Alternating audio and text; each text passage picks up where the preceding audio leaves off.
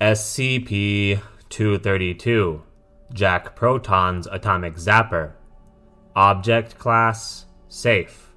Special Containment Procedures. SCP-232 is to be kept in a locked safe in the cognitohazard wing of Site-73. When not in use for testing, its batteries are to be removed. When batteries are not installed, SCP-232 may be handled safely by any authorized staff member. The Foundation is to monitor online auction houses and dealers of vintage toys and acquire any products of the same model as SCP-232 for testing and disposal. Other instances of SCP-232 discovered are to be archived appropriately. When batteries are installed, personnel other than D-Class are not to handle SCP-232 for any period longer than necessary to install and remove batteries. Staff members who have been exposed to the Jack Proton franchise in any format are not to handle SCP-232 for any period of time while batteries are installed. D-Class carrying SCP-232 for testing purposes are to be monitored at all times and terminated if SCP-232 related behavior should pose a security risk. The copyright, publication, and merchandising rights of the Jack Proton novels and all spin-off media are to be held by Springfield Crown Publishing, a Foundation-front company, for the purpose of keeping the works out of print, thereby preventing activation of anomalous properties in any SCP-232 instances that may exist outside containment. In the event of any public occurrences of SCP-232 behavior, the Foundation shall liaise with local law enforcement authorities to recover the artifact and issue Class A amnestics to affected parties as appropriate. The Foundation shall encourage world governments to enact extensions to the international copyright law as necessary to prevent the Jack Proton franchise from lapsing into the public domain.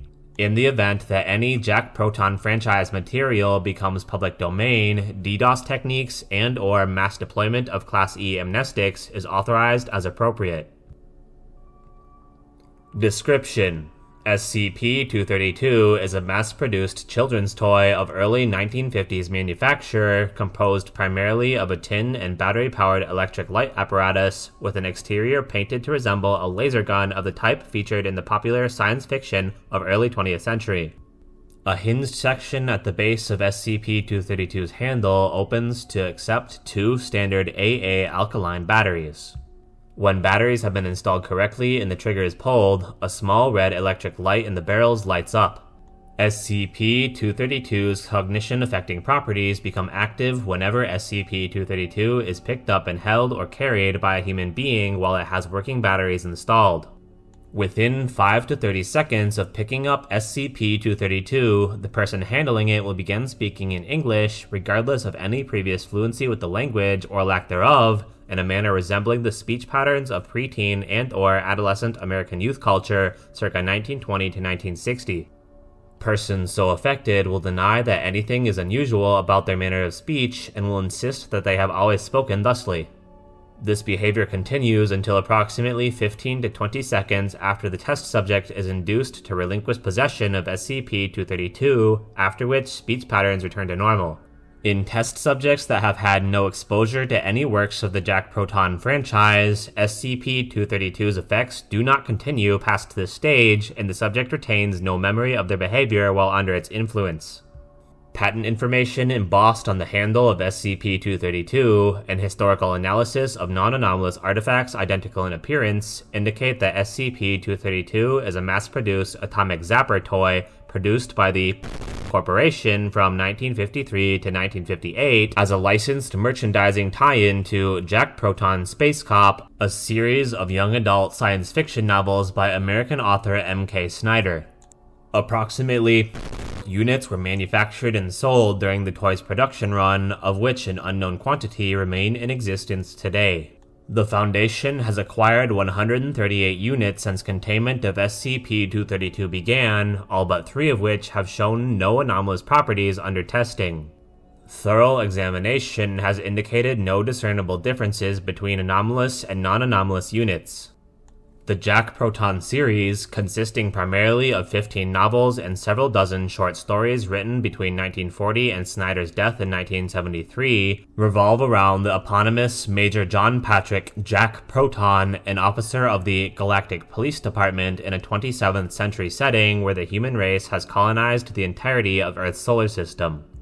The setting is typical of early 20th century juvenile science fiction and relies heavily on soft sci-fi depictions of space travel common in literature of the time, including the existence of intelligent life on planets within the solar system, a breathable atmosphere on the moon and other heavenly bodies, faster-than-light travel without relativistic complications, and sapient artificial intelligence and computers based on vacuum tube technology. The novels were additionally adapted into a nationally syndicated radio program from 1947 to 1952, a television series aired by the NBC network from 1953 to 1954, and a black-and-white movie released to theaters in 1956. The Jack Proton franchise bears no demonstrable anomalous properties itself and may be read, viewed, or listened to safely provided that the person doing so does not come into contact with SCP-232. In subjects who have previously read, watched, or listened to any installments of the Jack Proton franchise, SCP-232's secondary effect begins to manifest after approximately 90 to 120 seconds of physical contact with the toy. During this stage, the test subject's memories and personality are radically altered to the extent that the subject believes him or herself to be a resident of the fictional 27th century setting of the Jack Proton novels. Test subjects in this stage refuse to answer to their given names and will, during interviews, describe life stories and career experiences of life in the 27th century which are internally consistent with themselves and with canonical details about the setting, often describing themselves as close associates of Jack Proton or other major characters featured in the franchise. Polygraph examinations given to test subjects in this state have consistently indicated that the test subjects believe these accounts to be true. In the third and final stage of SCP-232 exposure, occurring approximately 30 to 45 minutes after first contact, test subjects began to experience severe sensory hallucinations to the effect that they now perceive the world around them to be the fictional setting of the Jack Proton franchise. In this state, test subjects almost invariably believe that they are a member of Jack Proton's Junior Action Squad and have been assigned to a mission of utmost interplanetary security, which researchers and security personnel of the Foundation are involved in or are attempting to prevent them from completing. Though attempts to neutralize Foundation personnel with SCP-232 have invariably proven futile, test subjects have been noted to resort to physical violence on occasion. Persons afflicted by the later stages of SCP-232 exposure will resist any attempts to remove SCP-232 from their person and, if separated from it, will attempt to recover it by any means available to them. Effects of the later stages of exposure wear off gradually over a period of approximately 3 to 6 hours after SCP-232 is removed from the subject's person. In approximately % of tests involving long-term exposure, test subjects have retained memories of their artificial persona after dissipation of the effect, resulting in cognitive dissonance and associated psychological impairments. SCP-232 came to the Foundation's attention following the arrest of Martin, a retired steelworker living in PA, for disorderly conduct following an affray at a shopping mall, who insisted on referring to himself as Space Cadet Max Mars, was taken into custody after confronting several mall patrons and brandishing SCP-232, demanding to know the location of the Phobos Ruby, an artifact the theft of which from the Martian Museum of History drives the plot of the novella Murder on the Io Express. During debriefing prior to amnestic therapy, stated that he had owned one of the toys as a child and had been a fan of the series, and purchased SCP-232 from an online auction site for nostalgic value because he had had so much fun playing cops and aliens with it in his youth. Show interview logs. All interviews conducted by Dr. J. Andrews. Test subjects had no exposure to the Jack Proton franchise prior to their acquisition by the Foundation. All interviews conducted 3 hours after initial exposure to SCP-232. Interview Log 232-1. Test Subject D65203. Caucasian male, 37 years old. Franchise exposure: 6 Jack Proton novels, Jack Proton Space Cop, Jack Proton Goes to Mars, All Humans Must Die, The Great Callisto Caper, War in Space, The Night the Lights Went Out in Ganymede. Begin log 2000, 12:38 p.m. Dr. Andrews: Good afternoon, D65203. How are you today? D65203: Excuse me, sir? Dr. Andrews: I'm sorry, what is your name? D65203: Billy, sir. Billy Mercury. Dr. Andrews: You're speaking more politely than usual, Billy. D65203: Gosh, sir, I wouldn't dare suss off a real live scientist. Dr. Andrews: I see. How old are you, Billy? D65203: 14, but that don't mean I'm not a real space cop. See? Jack Proton gave me this official space deputy badge himself. D65203 gestures to the D-Class identification badge pinned to his jumpsuit. Dr. Andrews: I see. Do you work for Jack Proton then? D65203: Golly, sure, I sure do. I'm part of his junior action squad. Dr. Andrews: And what is it you do for him? D65203: I'm on a super secret mission right now. I'm not even sure I'm even supposed to tell you. I better check with him first. Is there a hyperphone in the next room?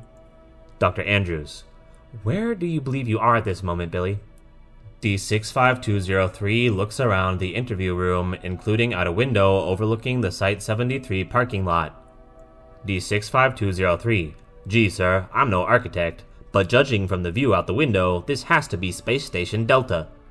D65203 points at a 1989 Buick LeSabre owned by Dr. Graham. D65203: Say, is that Admiral Jove's flagship docked out there? Please say you let me get his autograph. Dr. Andrews: We'll see. End log 12:41 p.m. Interview log 232-2. Test subject D11503. Caucasian male, 47 years old. Franchise exposure: 6 episodes of the Jack Proton Hour radio program encompassing the 2-part stories Marooned on Mars, The Prince of Neptune, and A Pioneer's Homecoming. Begin log 2000, 3:42 p.m. Dr. Andrews: Good afternoon.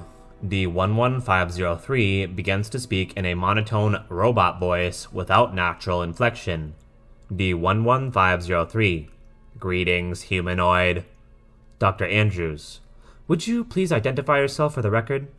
D11503: I am D-Bot, Unit Model 11503, at your service. Footnote: The radio program is the only version of the Jack Proton franchise to feature intelligent robots capable of speech. A robot sidekick originally planned for the television series was scrapped due to budget concerns. Novels published after the radio program was introduced acknowledged the existence of robots, but stated that the building of sapient robots had been restricted by the robotics laws instituted by the Space Congress, and none are ever directly introduced to the reader.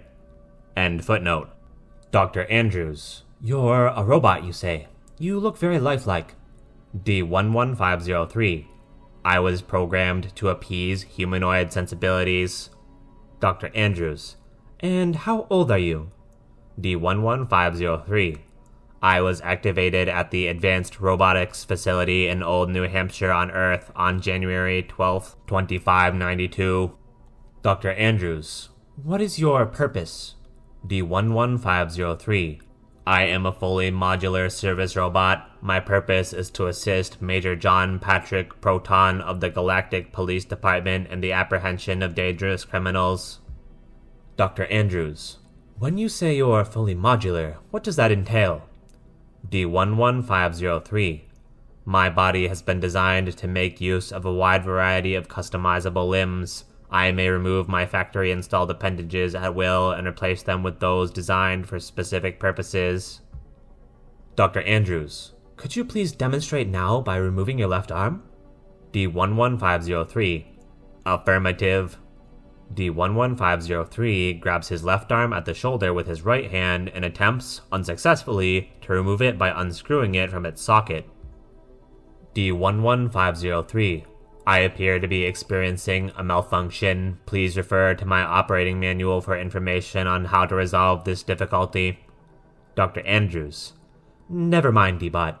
Are you capable of solving logic problems? D11503.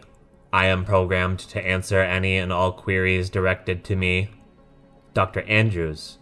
A man has been sentenced to death. The morning of his execution, the executioner tells the condemned man that he is to be either hanged or drowned, and tells the man to ask him one yes or no question, which he is compelled to answer truthfully. If the answer to the question is yes, then the man will be hanged. If the answer is no, then the man will be drowned. The man asks, "Are you going to drown me?" Will the man be hanged, or will he be drowned? D11503 is silent for 38 seconds. Dr. Andrews. D-Bot? D11503. Error, error. Dr. Andrews. I beg your pardon? D11503. If answer equals no, then result equals drowning, but no equals incorrect if result equals drowning. Therefore, drowning equals impossible, result equals hanging, hanging equals impossible if answer equals no. Error, error, does not compute. System overload, consult operator's manual for. D11503 slumps over and ceases responding to outside stimuli. End log 3:49 p.m. Interview log 232-3. Test subject D67539. Caucasian female, 26 years old. Franchise exposure: 1 short story collection, Starship Days, 1 unauthorized fanfiction short story, Major Sarah. Forward: none of the official Jack Proton stories feature female characters as protagonists or action-oriented supporting characters. Prior to interview 232-3, all experiments with female test subjects had resulted in the subject developing the personality of a damsel in distress or innocent bystander persona. Major Sarah, an unauthorized piece of short fiction published in 1972 by the fanzine Junior Action Squad, which details the experience of the first woman to join the Galactic Police Department and her subsequent forbidden love affair with Jack Proton, was introduced in order to determine whether third-party fiction set in the Jack Proton universe would have an impact on the results of exposure. Begin log 2000, 10:38 a.m. Dr. Andrews. Good morning. D67539. Sir, good morning, sir! D69539 rises to her feet and salutes. Dr. Andrews returns the salute. Dr. Andrews. As you were. Please state your name for the record. D67539. Sir, Lieutenant First Class Samantha Marie von Strattenberg, sir. Dr. Andrews. No need to be so formal, Lieutenant. Please relax. D67539. Sir, I didn't get where I am today by relaxing, sir. Dr. Andrews. I'm not an officer. You don't need to call me sir. D67539 pauses. D67539. Sir, Yes, sir. Yes. Dr. Andrews. You mentioned getting where you are today. Where is that? D67539. I'm currently the youngest officer in the Galactic Police Department. Dr. Andrews. How old are you? D67539. 17. Dr. Andrews. You were commissioned at 17? D67539. Not bad for a girl, huh? Dr. Andrews. Why did they accept you so young? D67539. Because I wasn't wasting my time wearing frilly dresses and playing with dolls, that's why. Dr. Andrews. You must have been very goal-oriented to make it so young. Why did you want to be a space cop so badly? D67539. To work with Jack Proton, of course. Dr. Andrews. Why him specifically? D67539. Because he's the best there is. He's smart and he's strong and... Can I tell you a secret? Dr. Andrews. Everything we discuss here is strictly confidential, Lieutenant. D67539. Well, he's dreamy. Dr. Andrews. Dreamy? D67539. Those beautiful blue eyes, that rock-solid jaw, those bulging biceps. Can't you just imagine him holding your hand on the walk home, sharing a malt with you at the drugstore, dancing close together at the spring formal? Dr. Andrews. I can't say it had occurred to me. D67539. I just have to meet him. I'll introduce myself, and he'll be so impressed by how much I've accomplished. And we'll talk about work, and spaceball, and music, and maybe he'll ask if I'll go with him for dinner and a movie at the Hoverin'. Wouldn't that be a dream come true? I'll wear my hair down and put on my prettiest dress. I don't wear dresses like some little girl obsessed with princesses and space ponies, but that doesn't mean I can't wear a dress for him. I bet he loves a girl who knows how to dress up. End log. 2000. 10:42 a.m. End file.